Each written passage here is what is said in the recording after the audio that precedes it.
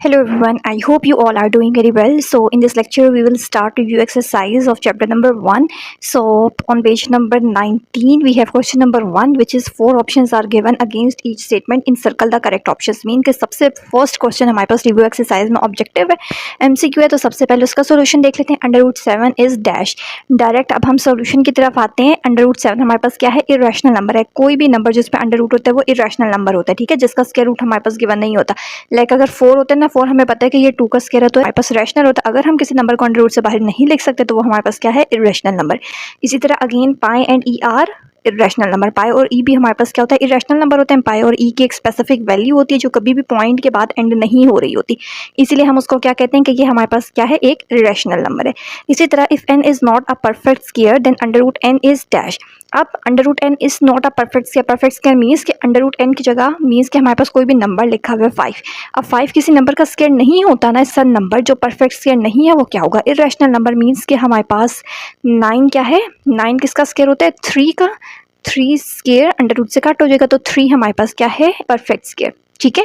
सो under root n ऐसा number जिसका perfect square नहीं है वो क्या होगा, irrational number. Again under root 3 plus under root 5, दो हमारे पास अंडर रूट 3 भी इरेशनल नंबर है, अंडर रूट 5 भी इरेशनल नंबर है। दोनों इरेशनल नंबर्स हैं, दोनों को ऐड करेंगे तो आंसर भी हमारे पास एक इरेशनल नंबर ही आएगा।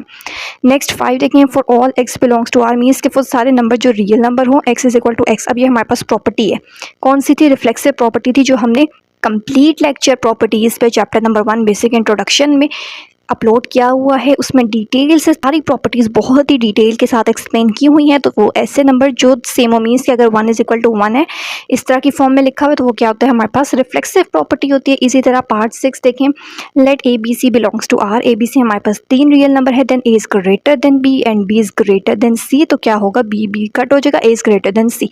ऑब्जेक्टिव में सारी प्रॉपर्टीज़ वही हैं जो हमने यहाँ पे पीछे एक्सरसाइज 1.1 करने से पहले डिटेल के साथ की हुई हैं, ठीक है। तो ये हमारे पास कौन सी प्रॉपर्टी होती है, ये ट्रांजिटिव प्रॉपर्टी होती है। नेक्स्ट पार्ट 7 देखें, 2 power x multiply 8 power x is equal to 64, then x is equal to dash.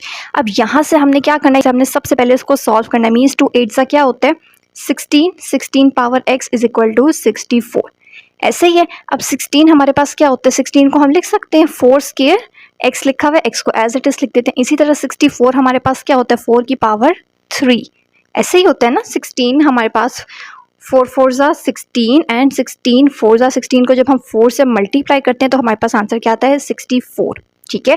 यानी कि बेसिस दोनों की सेम हो गई हैं। अब जब हमारे पास बेस सेम हो गई है तो 2x इक्वल होगा 3 के, ऐसे ही है। 2x के साथ मल्टीप्लाई हो रहा है, इसका मतलब है कि दूसरी साइड पे आके डिवाइड हो जाएगा। इसका मतलब है कि इसका हमारे पास राइट ऑप्शन जो है ना वो पार्ट ए है, 3/2, ठीक है। 3/4 नहीं होगा, 3/2 होगा।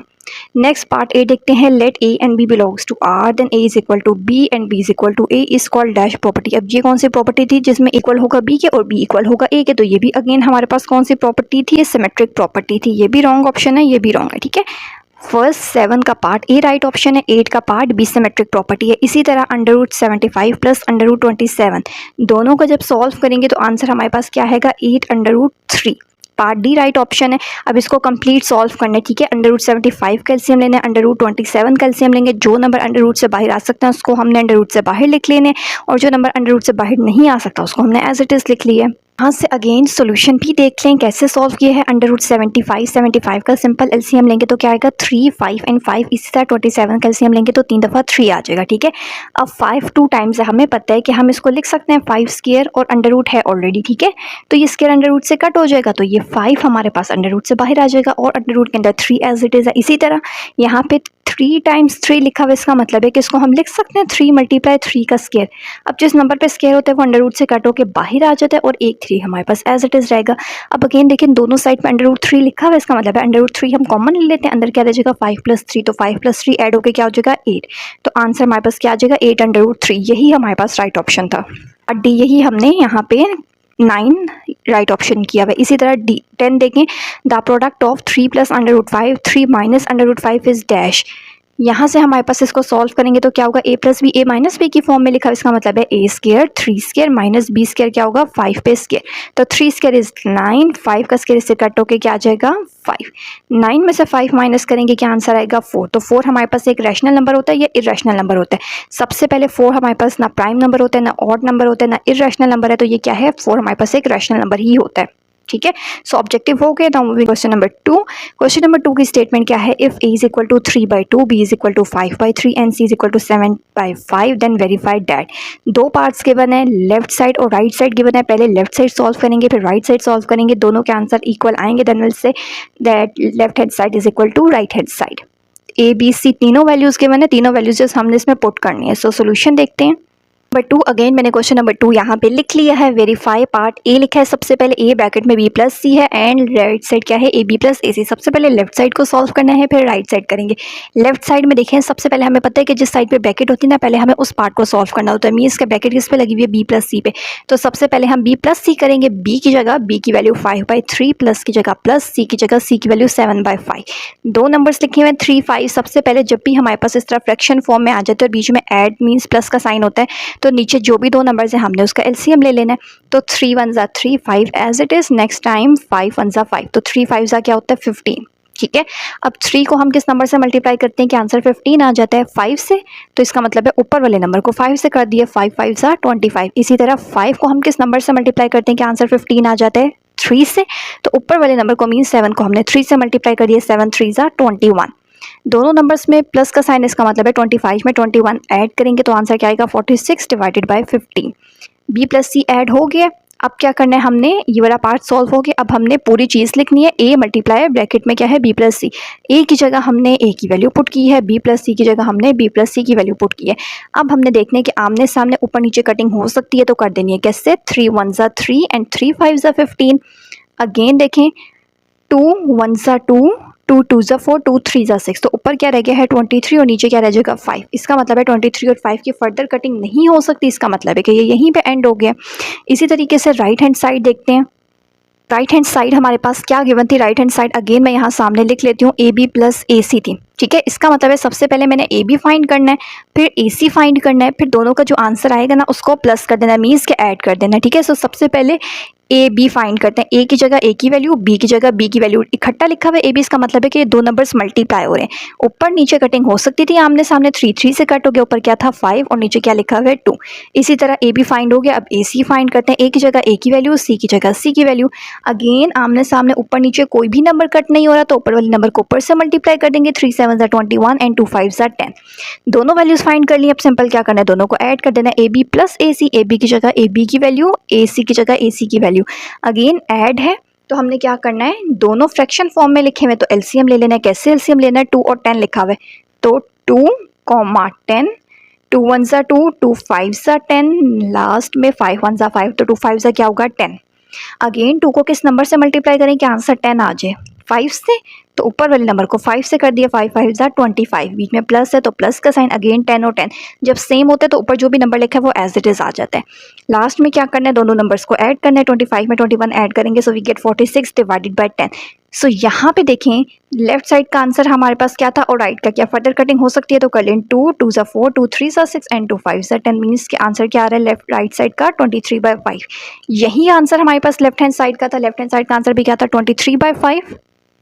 राइट साइड का आंसर भी क्या रहा है? 23/5। So left hand side is equal to right hand side. ठीक है। बहुत ईजी सा क्वेश्चन है। अब इसी तरीके से पार्ट बी देखते हैं। ये भी सेम हमारे पास वही वैल्यूज़ हैं, बस हमने करना क्या है? क्वेश्चन के अकॉर्डिंग सबसे पहले ये लेफ्ट साइड है, लेफ्ट साइड सॉल्व करेंगे। पहले ब्रैकेट ए प्लस बी पे, तो पहले ए प्लस बी फाइंड करेंगे।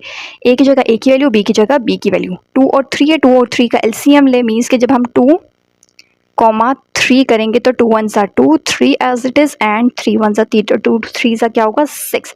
क्या आंसर आ जाएगा? 6। मीन्स 2 को किस नंबर से मल्टीप्लाई करें? आंसर 6 आए। 3 से करते हैं ना, 2 3 ज़ा 6 होता है, तो ऊपर वाले नंबर को 3 से कर दिया, 3 3 ज़ा 9। प्लस है तो प्लस। इसी तरह 3 को किस नंबर से मल्टीप्लाई करें कि आंसर 6 आए? 2 से। तो ऊपर वाले नंबर मीन्स 5 को 2 से कर देना, 5 2 ज़ा 10, 10 + 9 is 19 divided by 6। Further cutting नहीं हो सकती, इसीलिए यहीं पे स्टॉप कर देना है। देन लेफ्ट साइड कंप्लीट करनी है। अब ये तो फाइंड कर लिया, अब इसको मल्टीप्लाई करना है सी से, तो पहले ए प्लस बी लिखें, उसके बाद ब्रैकेट के सी लिखना है। पहले ए प्लस बी लिखा हुआ है, तो ए प्लस बी की जगह इसकी वैल्यू पुट की है, मल्टीप्लाई इकट्ठा लिखा हुआ है, सी इसका मतलब है मल्टीप्लाई, सी की जगह उसकी वैल्यू वही वैल्यू जो ऊपर एक क्वेश्चन में दी हुई है 7/5 पुट की है। अगेन आमने सामने कटिंग नहीं होती, तो 19 7 ज़ा 133 एंड 6 5 ज़ा 30। सो लेफ्ट हैंड साइड हमारी यहीं पे जो है हमारी कंप्लीट हो जाती है। इसी तरीके से राइट हैंड साइड देखें। अब राइट हैंड साइड हमारे पास क्या है? ए सी प्लस बी सी, ए सी, ए और सी ए की जगह ए की वैल्यू, सी की जगह सी की वैल्यू। अगेन आमने सामने कटिंग नहीं होती तो 3 7 21 एंड 5 2 10।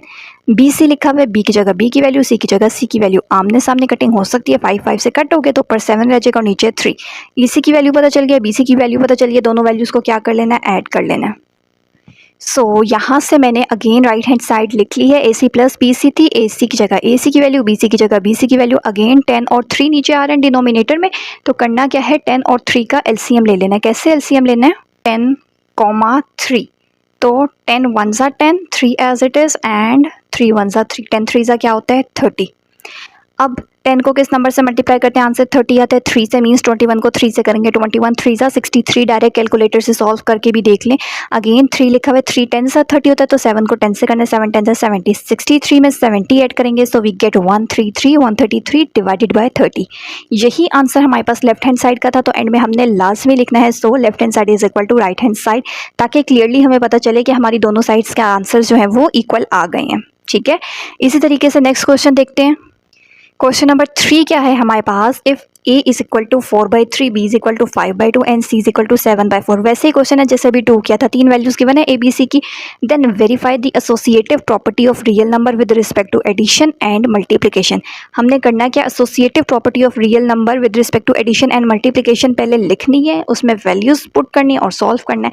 अब associative property of real number कौन सी है, पेज नंबर 7 पे हमारे पास एडिटिव प्रॉपर्टी और मल्टीप्लिकेटिव प्रॉपर्टी जो हमने प्रॉपर्टीज़ की थी ना, उसमें देखें एडिटिव प्रॉपर्टी में एसोसिएटिव क्या लिखी हुई है, ये है a plus b plus c equal to a plus b plus c. Means के ए बी सी दोनों साइड्स पे, अगर यहाँ पे बाद में 2 नंबर्स पे ब्रैकेट है तो दूसरी साइड पे पहले 2 नंबर्स पे ब्रैकेट होगी। इसी तरह मल्टीप्लिकेशन के केस में एसोसिएटिव प्रॉपर्टी क्या होती है, ए बी सी। अगर यहाँ पे मल्टीप्लाई है ना, इसलिए प्लस के साइन के बजाय तीनों को इकट्ठा लिख दे। इकट्ठा लिखने का मतलब है कि मल्टीप्लाई होना। अब यहाँ पे लास्ट 2 नंबर्स पे ब्रैकेट है, तो राइट साइड पे क्या होगा, फर्स्ट 2 नंबर्स पे ब्रैकेट होगी। अब कोई ज़रूरी नहीं है कि हमने यहाँ पे लेफ्ट साइड पे आखिरी 2 नंबर पे ही ब्रैकेट लगानी है। आप क्या कर सकते हैं, ए बी सी पहले इन 2 पे लगा लें और राइट साइड पे हम आखिरी 2 नंबर्स पे लगा लेते हैं। ठीक है, सो अब इसका सोल्यूशन देखते हैं। ओके, सो सबसे पहले हमने 2 प्रॉपर्टीज़ हैं, दोनों बारी बारी सॉल्व करनी है। सबसे पहले हम करते हैं associative property with respect to addition. अब वही जो associative property with respect to addition थी वो मैंने यहाँ पे लिख ली है। ए बी सी तीनों वैल्यूज़ क्वेश्चन में गिवन है, वहीं से लेनी है। सबसे पहले लेफ्ट साइड लिखते हैं, ये लेफ्ट साइड है, ब्रैकेट किस पे लगा हुआ है, ए और बी पे। तो पहले ए प्लस बी सॉल्व करना है। ए की जगह ए की वैल्यू जो बुक में गिवन है, बी की जगह बी की वैल्यू। 3 और 2 है, 3 और 2 का आपने अगेन एलसीएम लेना है। 3, 2, 3 1 ज़ा 3, 2 एज इट इज़ और लास्ट में 2 1 ज़ा 2, तो 3 2 ज़ा क्या होगा 6।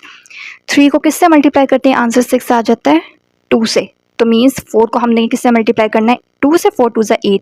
इसी तरह 2 को 3 से मल्टीप्लाई करते हैं तो 6 आता है, तो मीन्स ऊपर वाले नंबर को 5 को 3 से करना है। 5 3 ज़ा 15, 15 में 8 ऐड करेंगे तो 23 डिवाइडेड बाय 6। अब a प्लस बी इतनी सी ब्रैकेट सॉल्व कर ली, अब उसमें सिंपल c ऐड कर देना। तो a प्लस बी में जब c ऐड करेंगे तो क्या होगा, सबसे पहले ब्रैकेट लिखी हुई है तो पहले ब्रैकेट की वैल्यू प्लस की जगह प्लस, c की जगह c की वैल्यू क्या है 7/4। 6 और 4 2 नंबर्स लिखे हुए, अगेन हमने क्या करना है 6 और 4 का एलसीएम लेना है। 6, 4, 2 3 ज़ा 6, 2 2 ज़ा 4, 3 एज इट इज़, 2 1 ज़ा 2 एंड लास्ट में 3 1 ज़ा 3। तो 2 2 ज़ा 4, 4 3 ज़ा 12। एलसीएम क्या आएगा 6 और 4 का 12। ठीक है, अब 6 को हम 2 से मल्टीप्लाई करते हैं तो 12 आता है, मीन्स 23 को 2 से करेंगे सो वी गेट 46। इसी तरह 4 3 सा होता है तो 7 को 3 से करेंगे which is equal to 21। So 46 plus 21 is equal to 67 divided by 12। Left side complete हो गई है। इसी तरीके से राइट हैंड साइड लिख लेते हैं। तो राइट हैंड साइड मेरे पास क्या थी, a प्लस ब्रैकेट किस पे है, b प्लस सी पे। तो पहले b प्लस सी करना है। अगेन 2 और 4 का जब एलसीएम लेंगे, एलसीएम लेना अब आपको आ गया होगा, बहुत ही डिटेल के साथ काफ़ी सारे क्वेश्चंस में कर लिया। ठीक है, तो 2 और 4 का इसी तरह एलसीएम लेंगे तो आंसर क्या आएगा 4। 2 2 ज़ा 4 होता है तो ऊपर वाले नंबर को 2 से करना है। 5 2 ज़ा 10, 4 और 4 सेम है तो ऊपर वाला नंबर एज इट इज़। तो 10 + 7 is equal to 17 divided by 4। इसी तरीके से अब a पहले लिखा हुआ है, पूरी हमने राइट हैंड साइड लिख लेनी है। a पहले, a की जगह a की वैल्यू प्लस b प्लस सी की जगह b प्लस सी की वैल्यू। 3 और 4 2 नंबर्स हैं, अगेन ले लेते हैं 3 और 4। तो 3 1 ज़ा 3, 4 एज इट इज़, लास्ट में 4 1 ज़ा 4, तो 3 4 ज़ा क्या आएगा 12। तो 4 ज़ा 12 होता है तो 4 को 4 से मल्टीप्लाई किया which is equal to 16 and 4 3 ज़ा 12 होता है तो 17 को 3 से करेंगे which is equal to 51। So 16 + 51 is equal to 67 divided by 12। So यहाँ से हमारे पास दोनों साइड्स के आंसर सेम आ रहे हैं। लेफ्ट साइड का आंसर भी 67/12 था और राइट साइड का आंसर भी 67/12 है। इसका मतलब है कि left hand side is equal to right hand side. Associative property with respect to addition हमने इन वैल्यूज़ को लेके प्रूफ कर दी है। अब हमने सेकंड प्रॉपर्टी करनी है, क्योंकि क्वेश्चन में दोनों प्रॉपर्टीज़ उन्होंने लिखी हुई हैं कि with respect to addition and multiplication, book से साथ साथ देखते भी रहें, ठीक है। तो अभी हमने with respect to addition solve किया, अब हम विद रिस्पेक्ट टू मल्टीप्लिकेशन देखने लगे हैं। Associative property with respect to multiplication क्या है, a multiply b multiply c is equal to a multiply b multiply c। First two numbers पे bracket है और राइट साइड पे लास्ट टू नंबर्स पे ब्रैकेट है। तो सबसे पहले लेफ्ट हैंड साइड लिख लेते हैं। ओके सो सबसे पहले हमने क्या किया है, सबसे पहले लेफ्ट हैंड साइड लिखी है, उसमें ब्रैकेट किस पे थी, ए और बी में। तो पहले ए की वैल्यू लिखी है, बी की वैल्यू लिखी है, आमने सामने कटिंग हो सकती है, 2 2 4, तो ऊपर क्या रह जाएगा 2 5 2 10 डिवाइडेड बाय 3। इसी तरह ए मल्टीप्लाई बी मल्टीप्लाई सी पूरी लेफ्ट हैंड साइड लिख दी है। अब ए मल्टीप्लाई बी की वैल्यू फाइंड कर ली, उसकी जगह लिखनी है सी की जगह, सी की वैल्यू 7/4। अगेन कटिंग हो सकती है, 2 2 4 एंड 2 5 10, तो ऊपर 5 है, 5 को 7 से मल्टीप्लाई करेंगे equal to 35 and 3 2 6। Left side complete हो गई है। इसी तरीके से राइट हैंड साइड लिख लिया। अब बी और सी पे ब्रैकेट है, तो पहले बी और सी को मल्टीप्लाई करेंगे। ऊपर नीचे आमने सामने कटिंग नहीं हो सकती, तो ऊपर वाले नंबर को ऊपर से मल्टीप्लाई करेंगे, 5 7 35 and 2 4 8। B multiply C find कर लिए। अब पूरी राइट हैंड साइड यहाँ पे लिखनी है, ए की जगह ए की वैल्यू एंड बी मल्टीप्लाई सी की जगह उसकी वैल्यू जो भी फाइंड की है। अगेन देखिए कटिंग हो सकती है, तो कर लें, 4 1 4 एंड 4 2 8, ऊपर 35 एज इट इज़ एंड 3 2 6। तो यही हमारे पास लेफ्ट साइड का आंसर था। राइट साइड का भी वही आंसर आ रहा है, तो again left hand side is equal to right hand side. So question number 3 भी हमारा जो है वो कंप्लीट हो चुका है। नेक्स्ट क्वेश्चन नंबर 4 देखते हैं। 4 क्या है हमारे पास, is zero a rational number, explain. क्या जीरो हमारे पास कोई रैशनल नंबर है, क्या जीरो एक रैशनल नंबर है या नहीं, और अगर नहीं है तो एक्सप्लेन, उसका रीजन भी बताएं, ठीक है। पहले हमने बताना है यस या नो में कि जीरो रैशनल नंबर है या नहीं। तो सबसे पहले yes zero is a rational number. अब उन्होंने कहा था आगे रीजन भी बताएं, एक्सप्लेन करें। Because it can be written in the form of P by Q. हमें पता है रैशनल नंबर कौन से नंबर होते हैं, ऐसे नंबर होते हैं रैशनल नंबर जो पी बाई क्यू की फॉर्म में लिखे जा सकते हैं, ठीक है। तो पी बाई क्यू का क्या मतलब है, जो फ्रैक्शन फॉर्म में लिखे जा सकते हैं। और क्यू कभी भी जीरो नहीं होना चाहिए, मीन्स डिनोमिनेटर में कभी भी जीरो नहीं होना चाहिए। तो जीरो हमारे पास एक रैशनल नंबर है, क्यों, क्योंकि हम उसे पी बाई क्यू की फॉर्म में लिख सकते हैं। कैसे लिख सकते हैं, जीरो के नीचे 1 लिख सकते हैं, किसी भी नंबर को जीरो से डिवाइड करते हैं तो आंसर जीरो ही आता है, लेकिन हम उसको इस फॉर्म में लिख सकते हैं। आंसर हमारे पास कभी कभी इस फॉर्म में होता है ना कि जीरो को 4 से डिवाइड करें, जीरो को 5 से डिवाइड करें, मीन्स कि हम इसको पी बाई क्यू की फॉर्म में लिख रहे हैं, 0 divided by 4, 0 divided by 5, 0 divided by 6। तो पी बाई क्यू की फॉर्म में अगर लिखा जा सकता है तो वो हमारे पास एक रैशनल नंबर है। इसी तरह क्वेश्चन नंबर 5 देखते हैं। नंबर 5 क्या है हमारे पास, state trichotomy property of real number. ये सिंपल सा क्वेश्चन है। ट्राइकोटमी प्रॉपर्टी एक्सप्लेनेशन जो हमने रियल नंबर्स की थी प्रॉपर्टीज़ की, उसमें ऑलरेडी की हुई है। सिंपल हमने ट्राइकोटमी प्रॉपर्टी यहाँ पे लिखनी है। सो क्या प्रॉपर्टी थी हमारे पास, for all A and B belongs to R, either A is greater than B और A is equal to B और A is less than B. यही प्रॉपर्टी थी कि अगर ए और बी दो रियल नंबर्स है ना, तो या तो ए बी से ग्रेटर होगा या ए बी के इक्वल होगा या ए बी से लेस होगा। इस तरह की प्रॉपर्टी को हम ट्राइकोटमी प्रॉपर्टी कहते हैं, ठीक है। तो इसको आपने अच्छे से याद कर लेना है। तो देखते हैं नंबर 6 क्या है, find to rational numbers between 4 and 5। दो रैशनल नंबर्स फाइंड करने हैं बिटवीन 4 एंड 5। अगेन वही वाला क्वेश्चन है जो एक्सरसाइज 1.1 में किया हुआ है हमने, ठीक है। उसमें जो हम रैशनल नंबर्स फाइंड करते थे सेम उसी मेथड से हमने फाइंड करने हैं। सो सबसे पहले 4 और 5 हमारे पास दो रैशनल नंबर्स हैं। बिटवीन मीन्स के उनके दरमियान के दो रैशनल नंबर्स फाइंड करने के लिए हम क्या करते थे, दोनों नंबर्स को ऐड करते थे और 2 के साथ डिवाइड करते थे। तो हम यही करें, दोनों नंबर्स को ऐड कर रहे हैं, 4 + 5 = 9 डिवाइडेड बाई 2। तो एक रैशनल नंबर पता चल गया। इसी तरह नेक्स्ट फाइंड करने के लिए अगेन इस नंबर को और उससे अगला जो नंबर है उसको ऐड करना है और 2 से डिवाइड करना है। तो 9/2 को ऐड करना है 5 के साथ और 2 के साथ डिवाइड कर देना है। दोनों नंबर्स के सम को 2 के साथ डिवाइड कर देना है। तो सबसे पहले हमने इस ऊपर वाले पार्ट को सॉल्व करना है। नीचे कुछ भी नहीं लिखा हुआ तो क्या होगा, 1 2 1 ज़ा क्या होता है 2, 2 और 2 सेम है तो ऊपर वाला नंबर एज इट इज़ आ जाएगा। अगेन 1 को किससे मल्टीप्लाई करेंगे, आंसर 2 है, 2 से। इसका मतलब है 5 को 2 से करेंगे, 5 2 ज़ा 10, 9 में 2 ऐड करेंगे 19 डिवाइडेड बाई 2। और ये जो नंबर है इस लाइन का मतलब होता है डिवाइड। तो इस लाइन की बजाय मैं ऐसे डिवाइड लिख सकती हूँ, ये 2 डिवाइड हो रहा था ना तो 2 को सामने लिख दिए। अब डिवाइड की जगह मल्टीप्लाई आता है, फिर ही क्वेश्चन आगे प्रोसीड होता है, सॉल्व होता है। जब मल्टीप्लाई आता है तो उससे क्या होता है कि ऊपर वाला नंबर नीचे, नीचे वाला नंबर ऊपर। अब यहाँ नीचे कुछ भी नहीं लिखा हुआ था, मीन्स के 1 होगा, तो 1 को हमने ऊपर लिख लेना है और 2 को हमने नीचे लिख लेना है। अगेन आमने सामने ऊपर नीचे कटिंग नहीं हो सकती, तो 19 को 1 से मल्टीप्लाई करेंगे, 19 एंड 2 2 ज़ा 4। सो यहाँ से हमारे पास सेकंड रैशनल नंबर भी आ गया। दो रैशनल नंबर्स फाइंड करने थे, first one is 9/2 and second one is 19/4। Moving towards question number 7। So question number 7 हमारे पास क्या है, सिंप्लीफाई दी फॉलोइंग। अगेन वही क्वेश्चन आ गया एक्सरसाइज 4 1.2 में हमने किए थे। सिंप्लीफाई कैसे करते हैं, बहुत ही सिंपल से क्वेश्चन है, सोल्यूशन देखते हैं। तो first question is square root, अंदर क्या नंबर लिखे हुए, x power 15 y power 35 divided by z power 20। Square root के बाहर वैल्यू क्या लिखी हुई है 5। हमें पता है कि सिंपल स्क्वायर रूट की वैल्यू क्या होती है 1/2। इसी तरह अगर स्क्वायर रूट के बाहर 5 लिखा हुआ है तो इसकी वैल्यू क्या होगी 1/5। तो सबसे पहले स्क्वायर रूट की जगह इसकी वैल्यू मैंने लिख दी, यहाँ 5 था ना तो इसकी वैल्यू होगी 1/5।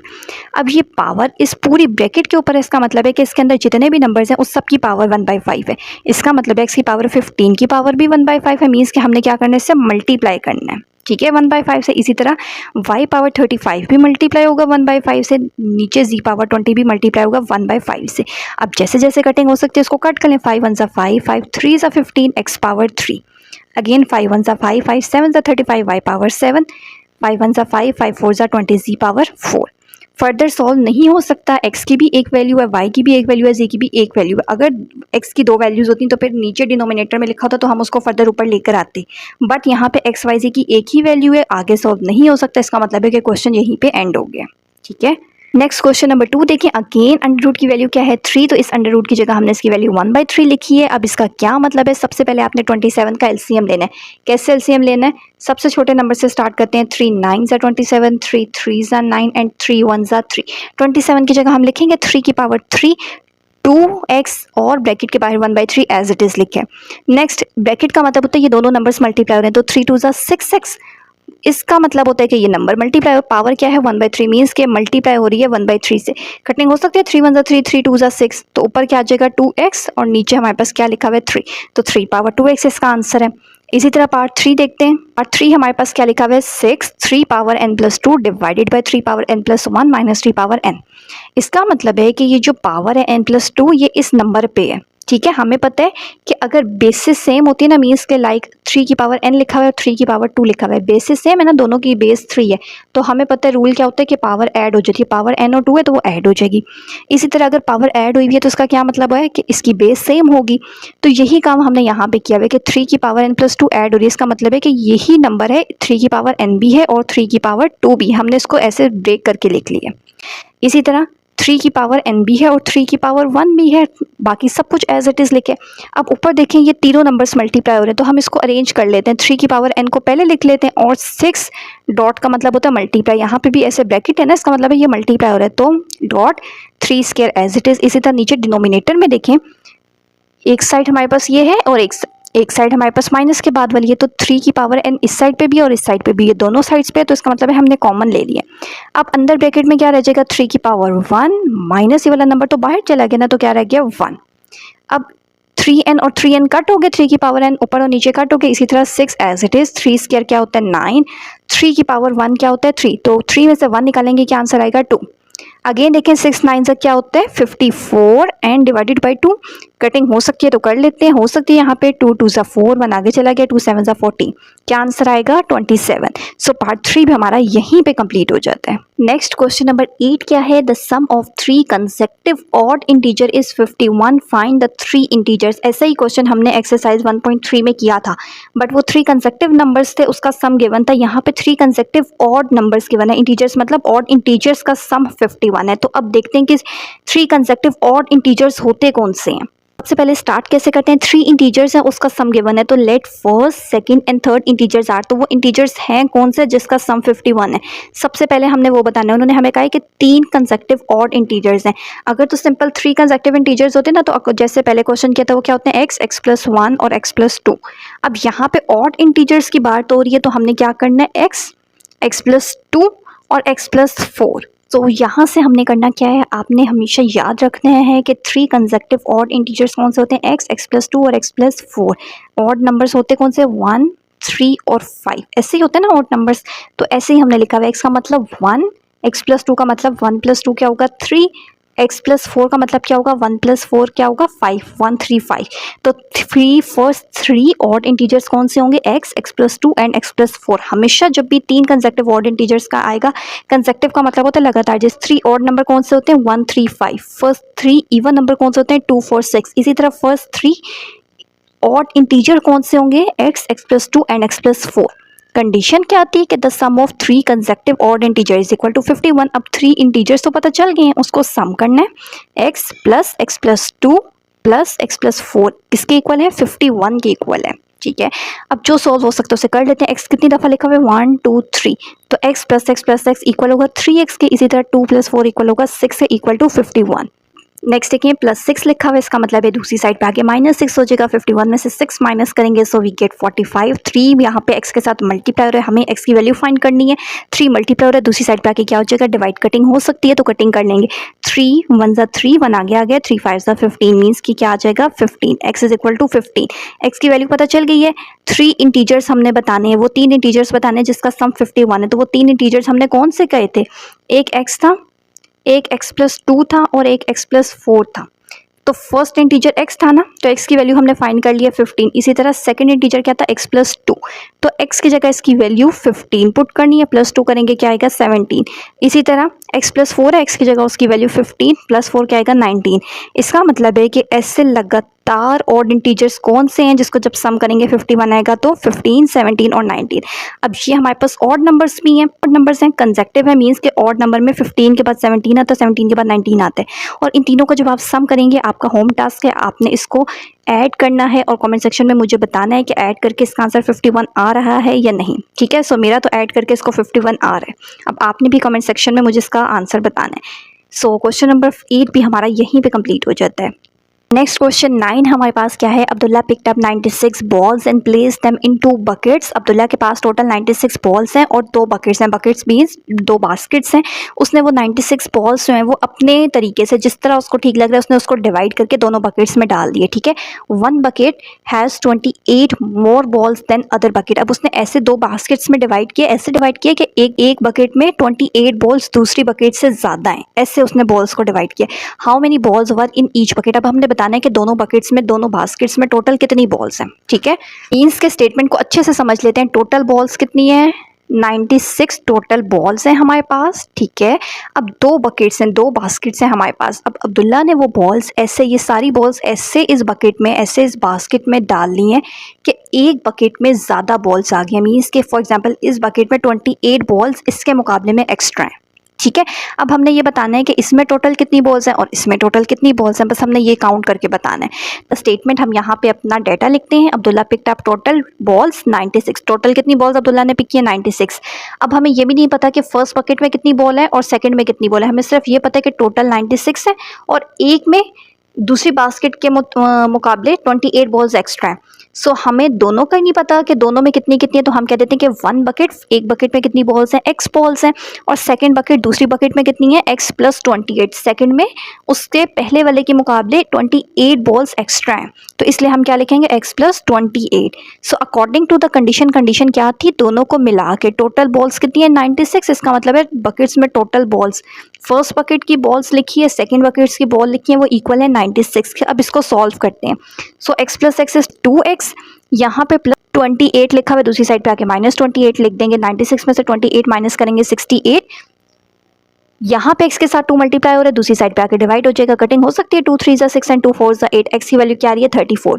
So again 1 bucket and second bucket. 1 bucket में हमारे पास कितनी बॉल्स थी? हमने क्या ऊपर डाटा में लिखा था? x, और सेकंड बकेट में हमने क्या लिखा था? x plus 28।